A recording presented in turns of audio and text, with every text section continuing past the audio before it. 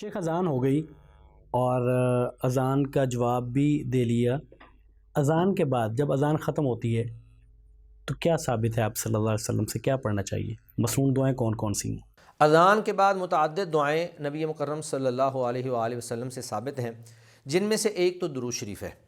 حدیث شریف کے اندر موجود ہے اذا سمعتم المؤذن فقولوا مثل ما يقول ثم صلوا علیہ، ٹھیک ہے، کہ جب تم مؤذن کو سنو تو اسی طرح کہو جس طرح مؤذن کہہ رہا ہے، اور اس کے بعد پھر تم مجھ پر درود بھیجو۔ ٹھیک ہے، تو درود وہی ہم پڑھیں گے جو درود ابراہیمی ہے، اللہم صلی علی محمد وعلی آل محمد کما صلیت علی ابراہیم وعلی آل ابراہیم انک حمید مجید، اللہم بارک علی محمد وعلی آل محمد کما بارکت علی ابراہیم وعلی آل ابراہیم انک حمید مجید۔ تو گویا کہ اذان سننے کے بعد آپ نے پہلے تو سب سے پہلے درود پڑھنا ہے۔ ٹھیک ہے، اس کے بعد پھر ایک اور حدیث کے اندر نبی مکرم صلی اللہ علیہ وآلہ وسلم سے ثابت ہے کہ اللہ کے نبی صلی اللہ علیہ وآلہ وسلم نے فرمایا کہ تم اذان کے بعد یہ ایک دعا مطلب بتائی، اللہم رب ھذہ الدعوۃ التامہ والصلاۃ القائمہ آت محمدا الوسیلۃ والفضیلہ وابعثہ مقاما محمودا الذی وعدتہ، کہ جو شخص یہ الفاظ ادا کرتا ہے قیامت کے دن اس کے لیے میری شفاعت حلال ہو جائے گی۔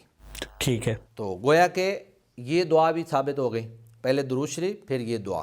لیکن اس دعا کے بارے میں اس کے آخر میں کچھ الفاظ ہیں، مثلا انک لا تخلف المیعاد، وہ جس روایت کے اندر اضافہ ہے اس میں کلام ہے، لہٰذا ان کو چھوڑ دیا جائے، وَبَعَثْهُ مَقَامًا مَحْمُودًا الَّذِي وَعَدتَّهُ، یہاں تک جو ہے یہ صحیح ثابت ہے، یعنی وہ اور یہ الفاظ بخاری شریف کی روایت ہے۔ وہ الفاظ ثبوت کے درجے کو نہیں پہنچتے۔ جی وہ الفاظ جو ہیں وہ ثبوت کے درجے کو نہیں پہنچتے، وہ چھوڑ کر وَبَعَثْهُ مَقَامًا مَحْمُودًا الَّذِي وَعَدتَّهُ تک جو ہے آپ یہ دعا پڑھیں۔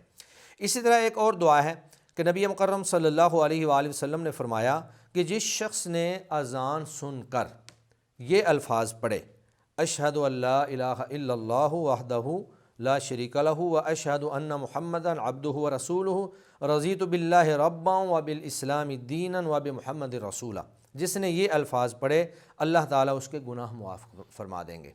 تو یہ گویا کہ ہمارے سامنے تین دعائیں ایسی آ گئیں، پہلے درود شریف، پھر اس طرح اللہم رب ھذہ الدعوۃ التامہ، اور اس کے بعد یہ اشہد ان لا الہ الا اللہ اور رضیت باللہ ربا۔ تو یہ وہ دعائیں ہیں جو ہر مسلمان کو اذان کے بعد پڑھنی چاہیے۔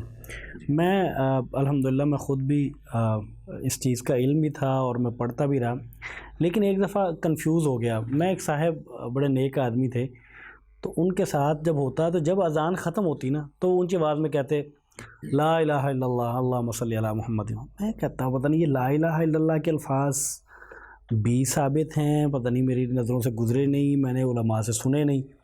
ایک دن میں نے ان سے پوچھ لیا تو انہوں نے کہا نہیں وہ جو لا الہ الا اللہ وہ تو اذان کا آخری جملہ ہے، وہ تو میں اس کا جواب دیتا ہوں۔ صحیح ہے، تو وہ باقی سارا جواب وہ دل میں دے لیتے تھے، تو یہ اس کا جواب اونچی آواز میں اور ساتھ ہی وہ دعا پڑھتے تھے۔ اسی طرح میں نے بعض لوگوں کو دیکھا کہ جب لا الہ الا اللہ پڑھتے ہیں نا تو وہ آگے سے محمد رسول اللہ پڑھ لیتے ہیں۔ وہ کہتے ہیں جی مؤذن نے تو لا الہ الا اللہ آدھا کلمہ پڑھا ہے تو میں محمد رسول اللہ پڑھ کے پورا کلمہ کر رہا ہوں۔ تو یہ بہرحال ثابت نہیں ہے۔ لا الہ الا اللہ کا جواب بھی لا الہ